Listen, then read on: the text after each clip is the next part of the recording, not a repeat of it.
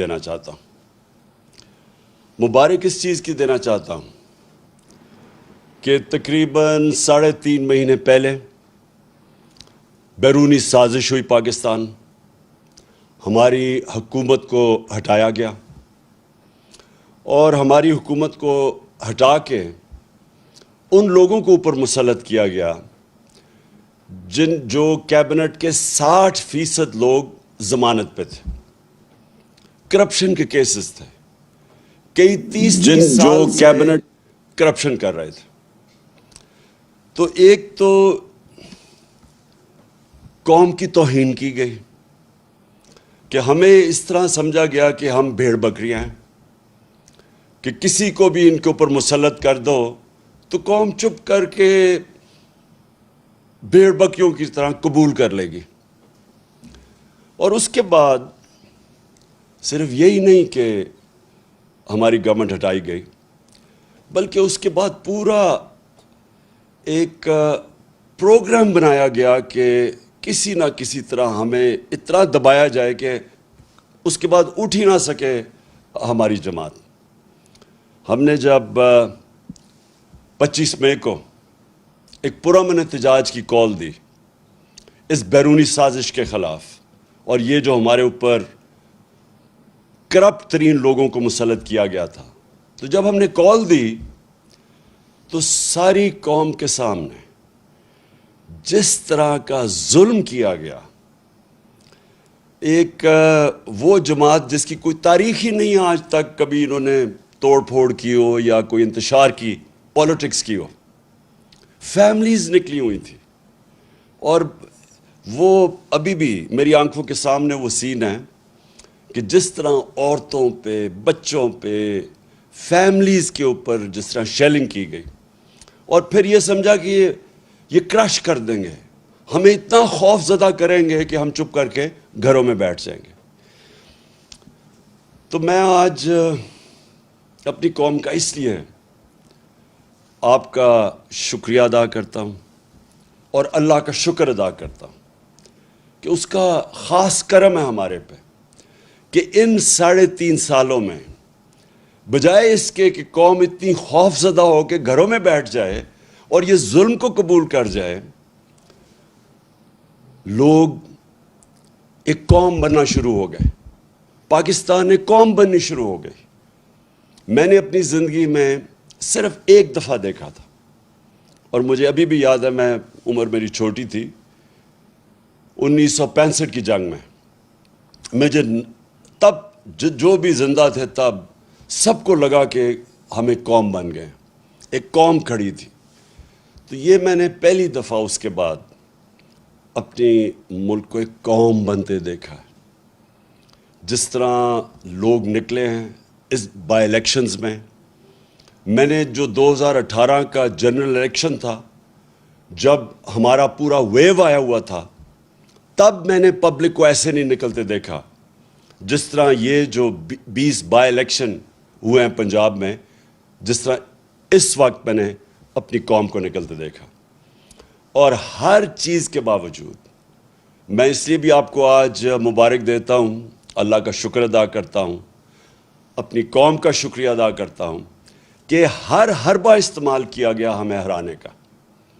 پہلے تو ایک غیر آئینی طور پہ اس کو حمزہ کو بٹھا دیا گیا، پنجاب کا وزیر اعلیٰ، اس کی کوئی آئینی حیثیت نہیں تھی، اور اس کو سپریم کورٹ نے کہا کہ تم نے کوئی بھی اسٹیٹ مشینری، ایڈمنسٹریشن، پولیس کو بالکل استعمال نہیں کرنا یہ الیکشن کو متاثر کرنے کے لیے۔ اس نے ہر چیز استعمال کی، اس نے ایڈمنسٹریشن استعمال کی، ہمارے اوپر پورا، یعنی کوئی کسر نہیں چھوڑی کہ انہوں نے الیکشن کو متاثر کرنے کے لیے۔ اور جو سب سے شرمناک رول تھا وہ پاکستان کی الیکشن کمیشن کا تھا۔ الیکشن کمیشن نے پورا مل کے نون لیگ کے ساتھ یا حمزہ کے ساتھ پورا مل کے انہوں نے ہمیں الیکشن ہرانے کی کوشش کی۔ تو یہ ایک معجزہ ہے کہ اس سب چیز کے باوجود صرف کیونکہ ایک زندہ قوم کھڑی تھی، ایک زندہ قوم نظر آئی، جس طرح لوگوں نے پولنگ بوتھس پہ گئے, ہمارے کئی جگہ پولنگ ایجنٹس نہیں تھے, اس کے باوجود جس طرح الیکشن لڑا گیا, میں آپ سب کو سلام پیش کرتا ہوں. اور یہ اب جو آپ دیکھ رہے ہیں, یہ ایک نئی تاریخ بن رہی ہے پاکستان کی. لیکن اس سے پہلے ہوا کیا اس سازش سے؟ میں اپنے جلسوں میں بھی کہہ بیٹھا ہوں, لیکن میں آپ کو بار بار یہ چیز دہرانا چاہتا ہوں کہ ہمارے ملک سے ہوا کیا, کہ ایک ملک جو ترقی کر رہا تھا, جو سارے پاکستان کے جو معیشت کے جو انڈیکیٹرز ہوتے ہیں, یعنی جو اکنامک انڈیکیٹرز ہوتے ہیں, وہ سارے صحیح راستے پہ جا رہے تھے. پاکستان کی اکنامک سروے جو اس حکومت کی سروے جو نکلتی ہے, انہوں نے جو جون میں اکنامک سروے نکالی, اس کے مطابق پاکستان 6% اپنی اس کی جو معیشت تھی گرو کر رہی تھی. یعنی ہماری دولت کے اندر 6% اضافہ ہو رہا تھا, اور اس سے پچھلے سال 5.6% پہ اضافہ ہوا. یہ 2 سال جو تھے, 17 سال کے بعد پاکستان نے 2 سالوں میں اس طرح کی ترقی کی, 17 سالوں کے بعد. اور وہ کب پہلے تھا؟ جنرل مشرف کے دور میں. تب کیوں ترقی ہوئی؟ کیونکہ ہم امریکہ کی جنگ لڑ رہے تھے, اور جب ہم امریکہ کی جنگ لڑ رہے تھے تو ڈالرز آ رہے تھے باہر سے. وہ ہم اپنی وجہ سے نہیں, باہر سے پیسہ آ رہا تھا, جس کی وجہ سے پاکستان نے ترقی کی. یہ 17 سال کے بعد اس طرح کی ترقی ہوئی. ہماری زراعت 4.4% پہ اوپر آئی. 4 ہماری جو فصلیں تھیں ان کی بمپر کراپ یعنی ریکارڈ پیداوار ہوئی 2 سال. جو فیوچر ہے پاکستان کا, ٹیکنالوجی کا, ہم نے جو اپنی ٹیکنالوجی کی جو سیکٹر کی مدد کی, 2 سالوں کے اندر 75% ہماری آئی ٹی کی ایکسپورٹس بڑھی. اور ہم جو باقی ہمارے پلانز ابھی آگے تھے, ٹیکنالوجی زونز کو جو ابھی ڈیولپ کر رہے تھے, باہر سے انویسٹمنٹ آ رہی تھی, وہ بیچ میں رہ گئی. لیکن ٹیکنالوجی کی طرف ہم پورے اپنی, کیونکہ نوجوان آبادی ہماری, یہ فیوچر ہے, اس کے اوپر بھی, اس راستے پہ بھی نکل گئے تھے. اور جو سب سے زیادہ ضروری جو مجھے خوشی ہوئی جس چیز کی, کہ ہم نے پاکستان کے اندر پہلی دفعہ ایک اپنے ملک کو فلاحی ریاست کی طرف لے کے جا رہے تھے. اور وہ کیا کہ ہم نے وہ چیز کی جو آپ اکثر دنیا کے ملک میں دیکھ لیں, ہیلتھ کارڈ, ہیلتھ انشورنس. ایک غریب گھرانے کے لیے جو سب سے تکلیف دہ چیز ہوتی ہے, جو بے بسی ہوتی ہے غریب گھرانے میں, وہ تب کہ اگر بیماری ہو گھر میں اور پیسہ نہ ہو علاج کروانے کا. اور یہ جو بھی, میں بلکہ غریب گھرانے چھوڑیں, سفید پوش گھرانوں کے اندر بھی یہ ہوتا ہے کہ کئی دفعہ ہوتا کیا ہے کہ ایک ایسی بیماری آ جاتی ہے جس کی وجہ سے جو بجٹ ہے ایک خاندان کا وہ اپسیٹ ہوتا ہے, اور وہ خاندان ہی مقروض ہو کے غربت کی لکیر سے نیچے چلا جاتا ہے.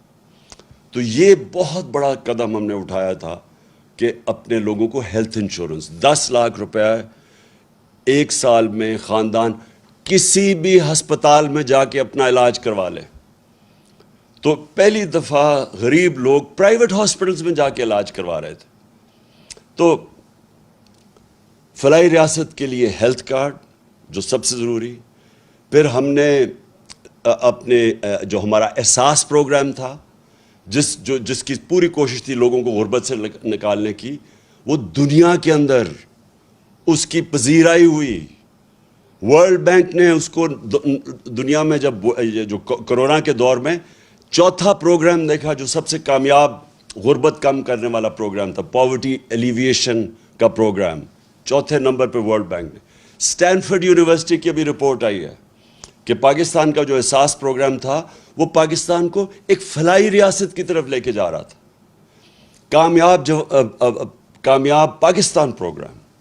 ہم نے 20 لاکھ خاندان کو نیچے قرضے دینے شروع کیے سود کے بغیر, گھر بنانے کے لیے, اپنی کوئی کاروبار شروع کرنے کے لیے, اور پھر کسانوں کو ہم نے دیا قرضے اپنی زمین کو بہتر کرنے کے لیے سود کے بغیر.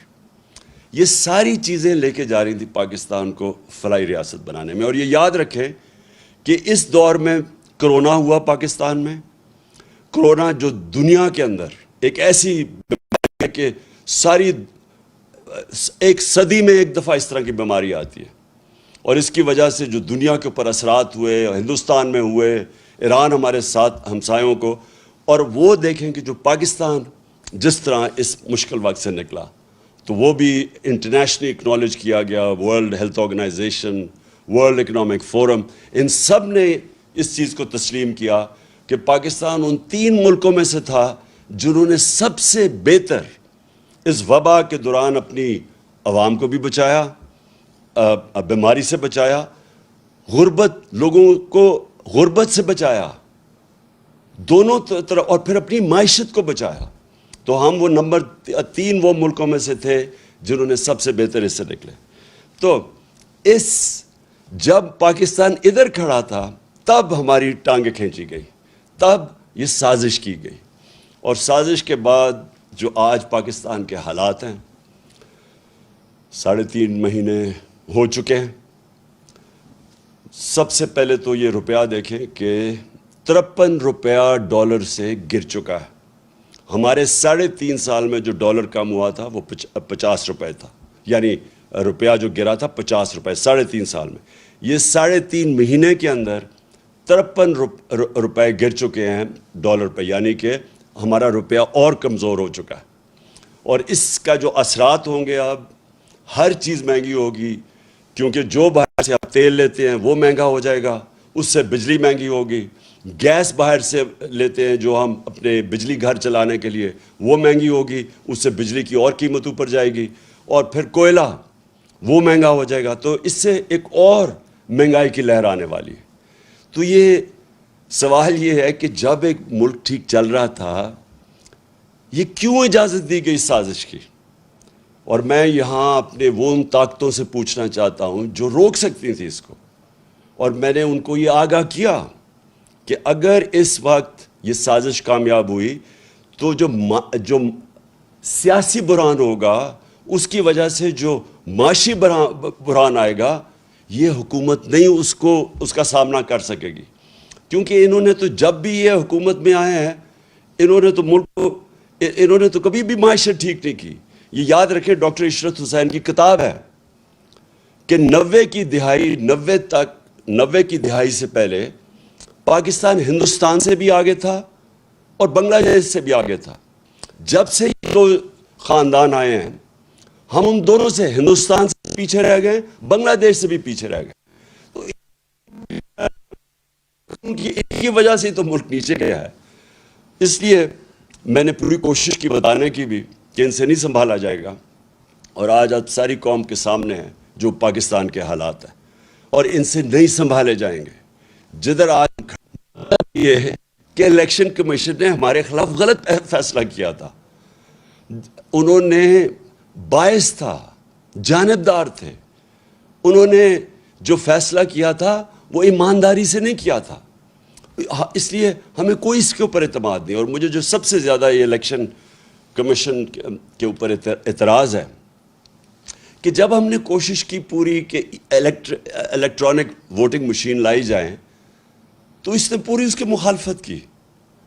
تو ہندوستان میں بھی الیکٹرانک ووٹنگ مشینز ہیں, ایران میں بھی الیکٹرانک ووٹنگ مشینز ہیں, اور جو 2015 کے اندر جوڈیشل کمیشن بنی تھی دھاندلی کے اوپر, جسٹس سیف الملک یا ناصر الملک کے نیچے جو بنی تھی, جسٹس ناصر الملک کے نیچے, تو اس کے اندر ایک ہی چیز سامنے آئی تھی کہ جو ساری دھاندلی ہوتی ہے وہ ہوتی ہے جب الیکشن ختم ہوتی ہے اور اس کے بعد جب رزلٹ اناؤنس ہوتا ہے. تو جب آپ کے پاس الیکٹرانک ووٹنگ مشین آ جائے تو جیسے الیکشن ختم ہوتا ہے رزلٹ آ جاتا ہے, تو وہ ساری دھاندلی ختم ہو جاتی ہے. اور یہی وہ جو این جی او وہ جو کام کرتا ہے الیکشنز کے اوپر, پٹن, اس کی رپورٹ کے مطابق 163 طریقے ہیں دھاندلی کے, ان میں سے 130 ختم ہو جاتے ہیں الیکٹرانک ووٹنگ مشین سے.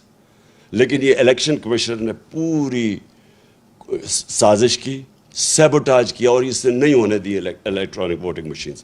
لہٰذا میری نمبر 1 ڈیمانڈ یہ ہے کہ اگر آگے اب ہم نے نکلنا ہے تو سب سے پہلی چیز تو ہمیں ایک کریڈیبل الیکشن کمیشن چاہیے. نمبر 2, دیکھیں مشکل ہے, حالات ہمارے اس وقت مشکل ہیں, اور جس طرح جتنی دیر یہ گورنمنٹ رہے گی مزید اور مشکلیں بڑھتی جائیں گی, اور اس میں سے نکلنے کے لیے صرف اگر ہمیں قوم بنے, قوم ہی نکل سکتی ہے. دیکھیں یہ میں آپ کو سمجھانے کی کوشش کر رہا ہوں کہ قوم اور ہجوم میں بڑا فرق ہوتا ہے. جب ایک قوم بن جاتی ہے تو وہ جب مل کے 22 کروڑ لوگ جب مل کے فیصلہ کرتے ہیں کہ ہم نے مثلا اپنے قرضے اتارنے ہیں, وہ اتار دیں گے اپنے قرضے. جب ایک قوم فیصلہ کرتی ہے کہ ہم نے ٹیکس اکٹھا کرنا ہے تاکہ ہمارے پاس پیسہ ہو, تاکہ ہم اپنے اسکول بنائیں, ہسپتال بنائیں, اپنی انفراسٹرکچر ٹھیک کریں, وہ کر سکتی ہے قوم.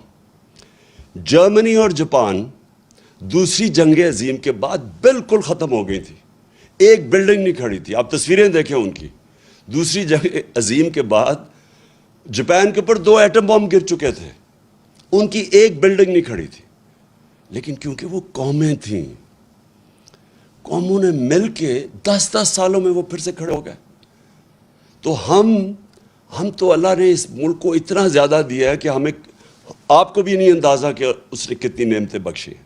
لیکن وہ ہم تب تک, جب تک ہم قوم نہیں بنتے, ایک قوم بن کے ہم اس کا مقابلہ نہیں کرتے, ہم ان نعمتوں کا نہیں فائدہ اٹھا سکیں گے.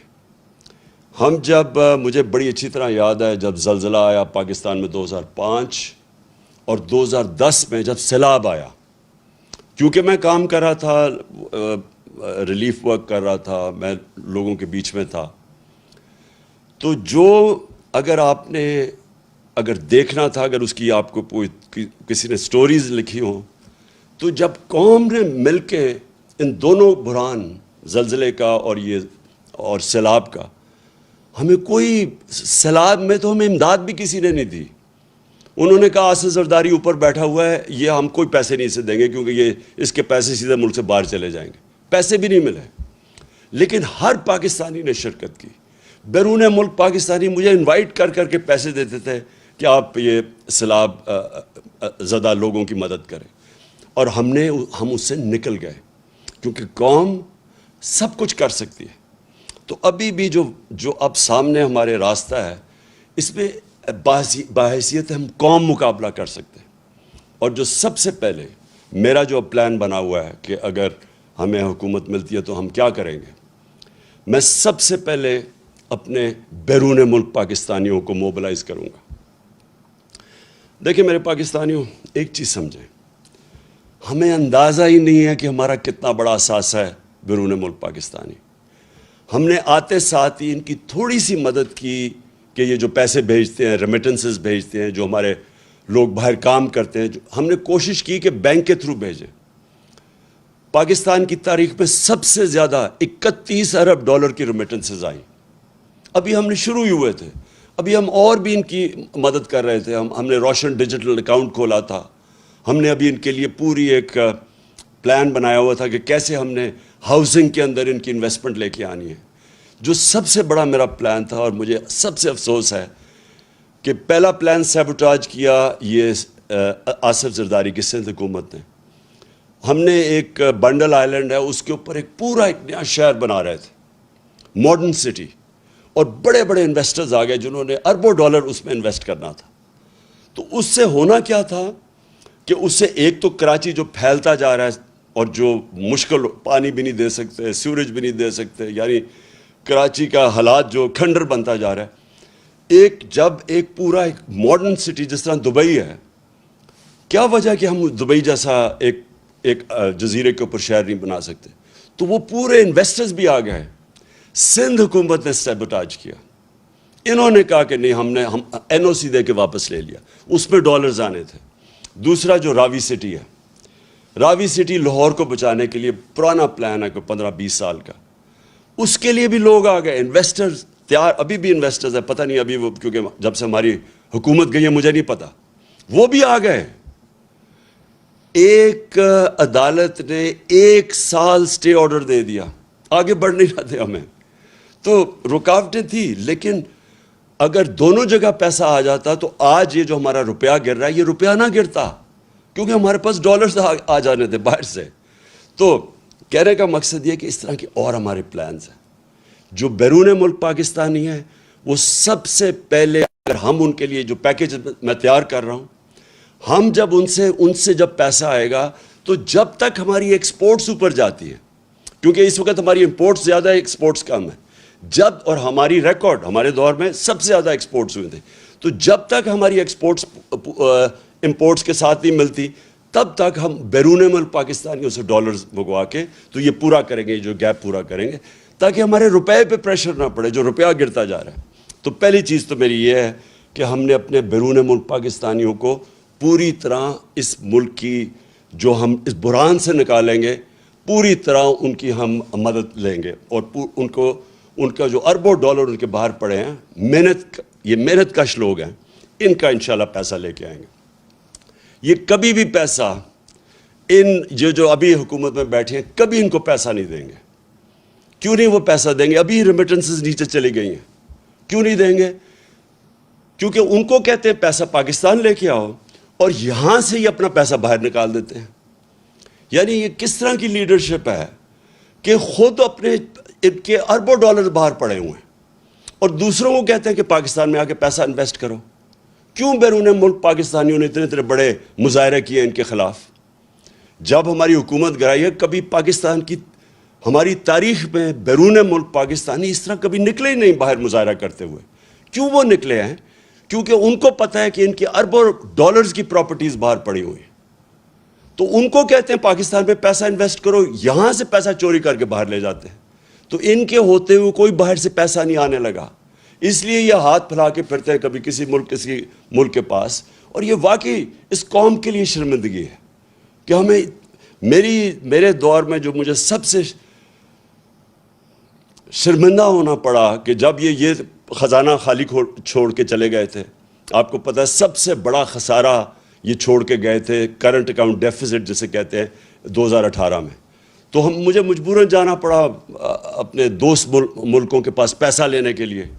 تو بڑا شرم آتی ہے، حالانکہ میں 30 سالوں سے شوکت خانم کے لیے پیسے اکٹھے کرتا ہوں، لیکن جب میں پاکستانیوں سے پیسے اکٹھے کرتا ہوں مجھے شرم نہیں آتی، کیونکہ پاکستانیوں کا ہاسپٹل ہے. لیکن جب کسی باہر والے سے جس طرح مجھے پیسہ مانگنا پڑا پاکستان کے لیے، میں آپ کو یقین دلاتا ہوں کہ یہ میرے لیے تو شرم مجھے آتی ہے، لیکن یہ ہمارے ملک کے لیے برا ہے. وہ پاکستانیوں کی عزت نہیں کرتے جب جس ملک کے سربراہ جا کے دنیا سے پیسے مانگتے ہیں. اس لیے انشاءاللہ اس بار ہم نے پلان بنایا ہوا ہے کہ ہم نے صرف اپنے بیرون ملک پاکستانیوں سے پیسہ اکٹھا کرنا ہے، اور ان کے پاس اتنا پیسہ ہے کہ ہمیں کوئی IMF کے پاس جانا نہیں پڑے گا انشاءاللہ. دوسری چیز دیکھیں، پاکستان کا جو سب سے بڑا مسئلہ ہے وہ ہے جس کو انگریزی میں کہتے ہیں رول آف لا، مطلب انصاف، مطلب قانون کی حکمرانی، مطلب کہ قانون کے سامنے سب ایک برابر.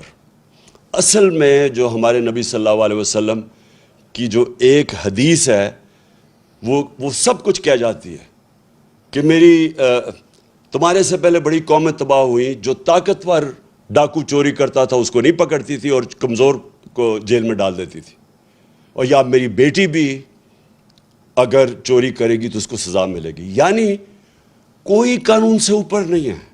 یہ سب سے بڑی جنگ ہے پاکستانی. میرے پاکستانیوں سمجھ جاؤ، یہ ہے اصل جہاد اس ملک کی. جب تک اس ملک میں ہم انصاف نہیں قائم کریں گے، جب تک کہ یہ طاقتور ڈاکو ملک میں دندناتے پھریں گے، اور جب بھی ان کو کوشش ہوگی ان کو قانون کے نیچے لانے کی، یہ بلیک میل کریں گے، دھمکیاں دیں گے. یہ انہوں نے کیا تماشا کیا کل ہماری سپریم کورٹ کے ساتھ؟ سپریم کورٹ ایک چھوٹا سا سوال پوچھ رہا تھا، چھوٹا سا سوال تھا کہ صرف یہ بتا دو کہ کہاں، اور سپریم کورٹ کی رولنگ کو وہ کی بات تھی، وہ سپریم کورٹ یہ کہہ رہا تھا ایک جگہ ہمیں بتا دو کہ کیا پارٹی ہیڈ فیصلہ کرتا ہے یا پارلیمنٹری ہیڈ فیصلہ کرتا ہے. بس یہ چاہتا، کیونکہ پارلیمنٹری ہیڈ نے فیصلہ کیا تھا اور پرویز الہی جیت گیا تھا، یہ کہہ رہے تھے کہ نہیں جی پارٹی ہیڈ جس کو انہوں نے آصف زرداری گیا اس کو شام کو مل کے اور اس نے اس کو کہا کہ جی پارٹی ہیڈ نے دوسرا فیصلہ کر دیا. اب قانون کے اندر واضح سب کو ہے, کسی وکیل سے پوچھ لیں کہ کسی صورت یہ جو یہ کہہ رہے تھے وہ غلط تھا کہ پارٹی ہیڈ کا نہیں فیصلہ تھا, یعنی چودھری شہزاد کا فیصلہ نہیں تھا. کیا کیا انہوں نے نہیں کیا عدلیہ سے.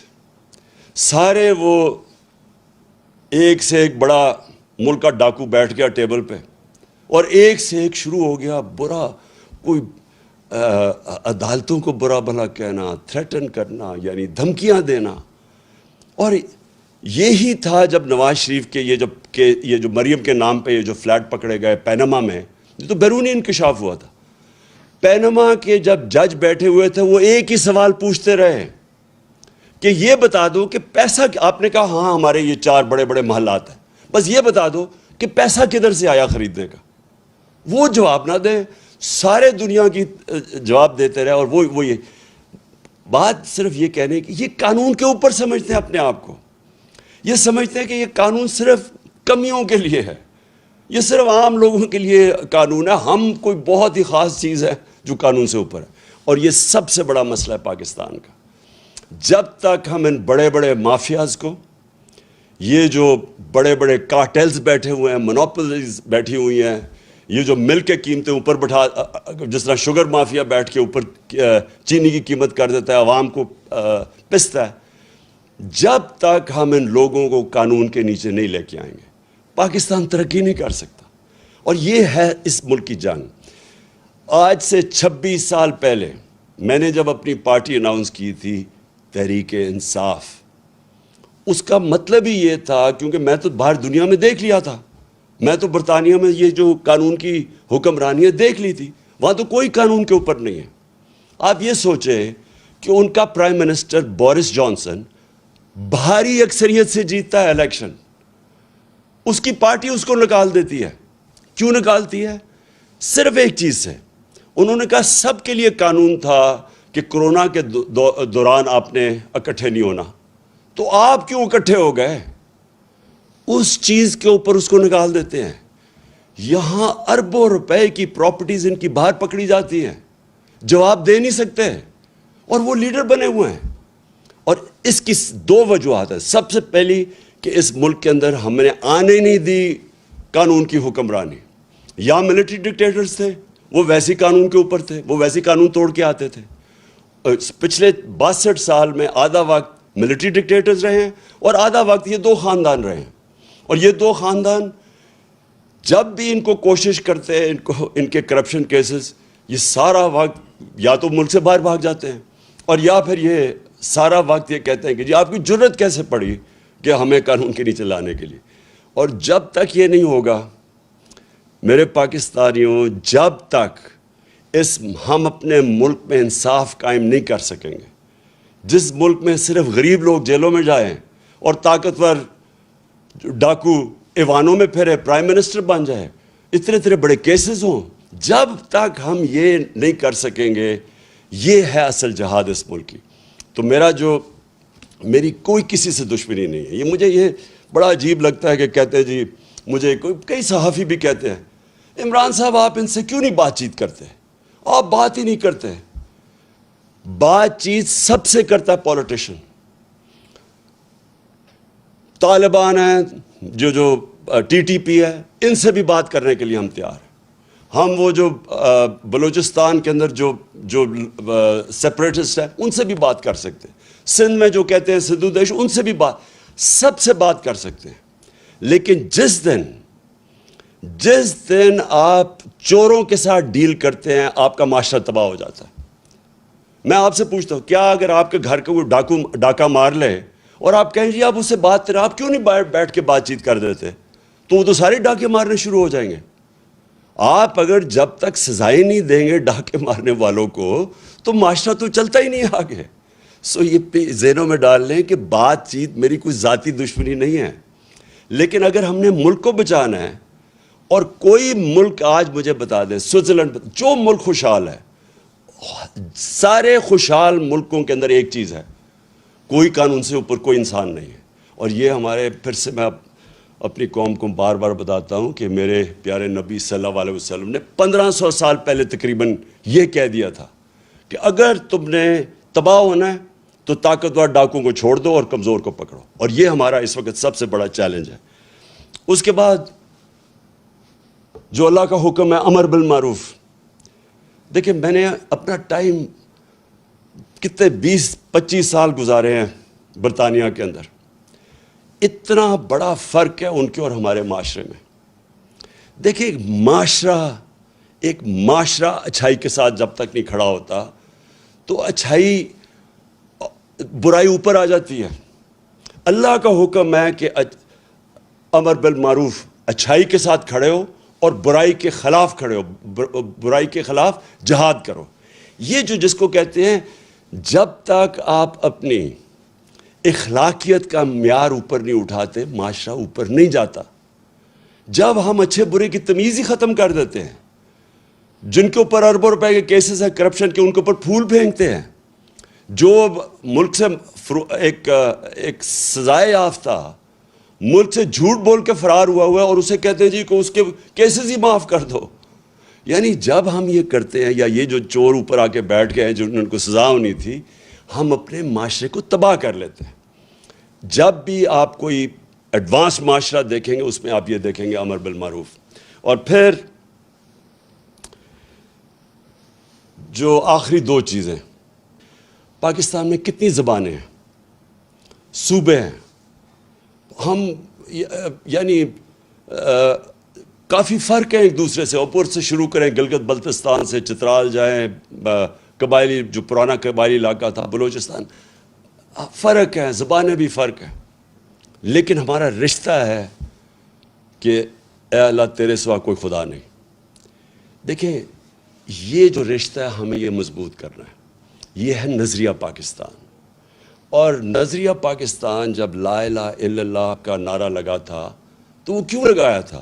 کیونکہ جو ہمارے فاؤنڈنگ فادرز تھے، علامہ اقبال اور پھر قائد اعظم، ان کی علامہ اقبال کا ساری جو آپ پڑھیں ان کی جو انہوں نے جو ساری اپنی فلسفہ ان کا لکھا، سوئے ہوئے مسلمانوں کو جگا رہے تھے، ایک غلام قوم کو جگا رہے تھے، خودداری پیدا کر رہے تھے، خود ہی وہ صرف یہ بتا رہے تھے کہ غلام بڑے کام نہیں دنیا میں کر سکتے، اللہ نے بہت بڑا انسان کا مقام بنایا ہوا ہے، لیکن اوپر انسان صرف تب جا سکتا ہے، اقبال کا شاہین صرف تب بن سکتا ہے جب وہ غلامی کی زنجیریں توڑے۔ اور غلامی ایک تو یہ کہ جسمانی غلامی یعنی جو انگریز کی غلامی تھی، اور پھر قائد اعظم نے پاکستان کے جب کیس لڑا تو انہوں نے کہا کہ انگریز کی غلامی کے بعد ہم ہندو کی غلامی نہیں کرنا چاہتے، ہم آزاد قوم رہنا چاہتے۔ تو دوسرا اس کی غلامی وہ ذہنی غلامی ہے، اور وہ بھی وہ لا الہ الا اللہ وہ ذہنی غلامی ختم کرتا ہے۔ جو سب سے بڑی زنجیر ہمیں ہماری پرواز کو روکتی ہے وہ خوف کی زنجیر ہے۔ جو انہوں نے 25 مئی کو ہمارے اوپر جو خوف طاری کرنے کی کوشش کی تاکہ ہم سارے چپ کر کے بیٹھ جائیں گے، یہ سب سے بری زنجیر ہوتی ہے۔ انسان ڈر کے غلامی بھی قبول کر لیتا ہے، وہ خوف اس کی کیا ہوتا ہے کہ میں مر نہ جاؤں، کہ مجھے مار نہ دیں۔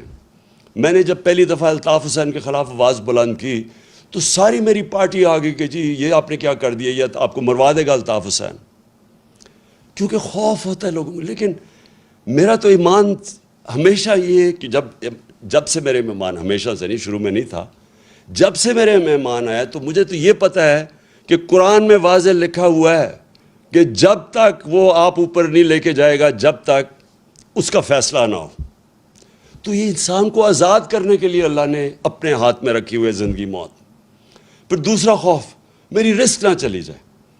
اب یہ جن لوگوں نے 25 مئی کو یہ جو پولیس والے اور رینجروں نے جو ربر بلٹس اور شیلنگ کی تھی عورتیں بچوں کے اوپر، ان کو پتہ تھا یہ غلط کر رہے ہیں، ان کا ضمیر تو بتا رہا ہوگا ان کو غلط ہے، لیکن ڈر رہے ہوں گے کہ ہماری نوکری نہ چلی جائے۔ دیکھیں قانون یہ کہتا ہے کہ آپ کوئی غلط کام نہیں کر سکتے قانون کے خلاف، چاہے آپ پولیس والے ہوں، چاہے فوجی ہوں، چاہے آپ گورنمنٹ سرونٹ ہو، جب اپنی نوکری کو بچانے کے لیے غلط کام کرتے ہیں، گناہ کرتے ہیں، یہ بھی ایک شرک ہے۔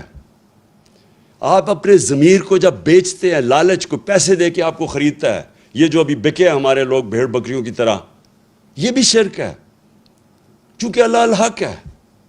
اور یہ جو خوف ہے ہمارا کہ جو مجھے کوئی ذلیل نہ کر دے، جتنی میرے خلاف کیریکٹر اسیسینیشن کی کیمپین چلائی گئی ہیں، جتنے پچھلے 26 سال میں انہوں نے میرے اوپر کیا کیا کیمپینز نہیں چلائیں، لیکن ذلیل نہیں کر سکتے، کیونکہ اوپر والے کے فیصلے کے بعد ذلت نہیں آتی۔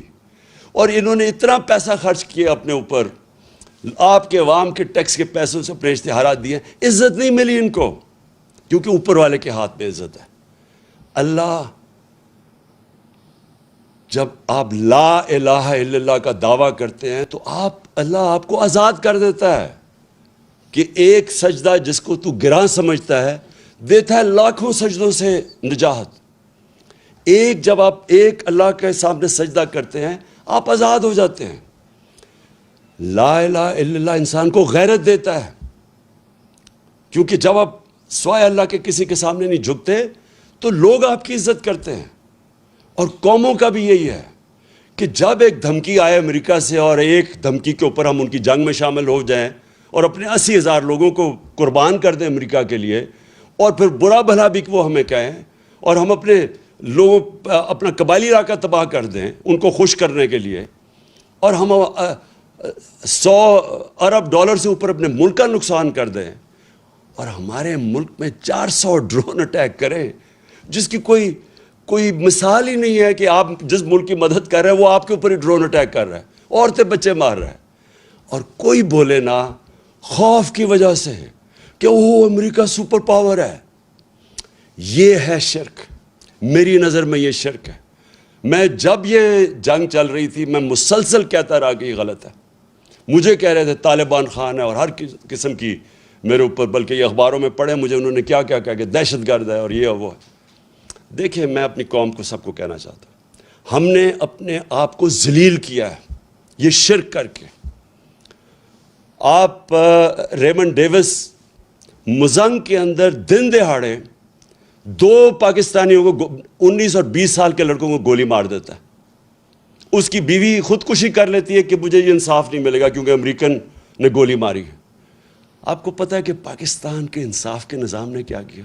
اس کو پکڑ کے امریکنز کو واپس کر دیا اور وہ کھلا پھرا تھا۔ کیا پاکستانی وہاں یہ کرے تو کیا وہ معاف کریں گے؟ ہمارے ایمل کانسی نے امریکہ کے اندر 2-3 لوگ قتل کر دیے اور وہ پاکستان آ گیا۔ انہوں نے پاکستان آ کے ہمارے قانون کے یعنی ہماری عدالتوں کے بغیر یہاں سے آ کے اغوا کر کے لے گئے، اور ہم نے ان کی مدد کی اغوا کرنے کے لیے۔ اور امریکہ کے اندر جج پوچھتا ہے کہ آپ نے پاکستان سے اس کو اٹھا کے لے آئے، کیسے آئے؟ تو اس کا وکیل کہتا ہے کہ پاکستان ڈالر کے لیے اپنی ماں کو بھی بیچتے ہیں۔ یہ ہم نے ذلت اٹھائی ہے، یہ ہمارا قصور ہے، یہ امریکہ کا قصور نہیں ہے، کیونکہ ہم یہ خوف کے بت کی پوجا کرتے ہیں۔ میں کبھی یہ نہیں کہوں گا کہ ہم کسی قوم کی دشمنی لیں، میں یہ کبھی نہیں کہوں گا کہ ہم امریکہ کے ساتھ اپنے تعلقات بگاڑ دیں۔ ہمیں اچھے تعلقات ہمیشہ رکھنے چاہیے امریکہ سے۔ سب سے زیادہ ایکسپورٹ کرتے ہیں ہم امریکہ کو۔ ہماری جو سب سے طاقتور کمیونٹی ہے پاکستانی، وہ امریکن پاکستانی کمیونٹی ہے۔ لیکن غلامی، اس سے بہتر ہے انسان مر جائے کہ اگر آپ نے غلامی کرنی ہے۔ میں تو غلامی سے بہتر ہے کہ آپ کو مر جانا چاہیے۔ دیکھیں، ہمیں خوددار قوم بن کے رہنا ہے۔ ہمارے بڑوں نے جہاد کی تھی، جدوجہد کی تھی پاکستان کے لیے، اس لیے نہیں کی تھی کہ آج ہم ایسے بیکاریوں کی طرح پھریں کسی کے سامنے اور جھکیں کسی کے سامنے۔ تو میں آپ اپنی قوم کو یہ صرف کہنا چاہتا ہوں، دیکھیں، لا الہ الا اللہ کو سمجھیں، یہ ہماری قوم کو غیرت دے گا۔ ہم اپنے پیر پہ کھڑا ہونا سیکھیں۔ میں یہ جو آج آپ کے سامنے رکھ رہا ہوں، میں اس باری انشاءاللہ بیرون ملک پاکستانی ہوں، ان سے میں انشاءاللہ پیسہ اکٹھا کروں گا تاکہ ہمیں کسی اور کے پاس جا کے ہاتھ نہ پھیلانے پڑے۔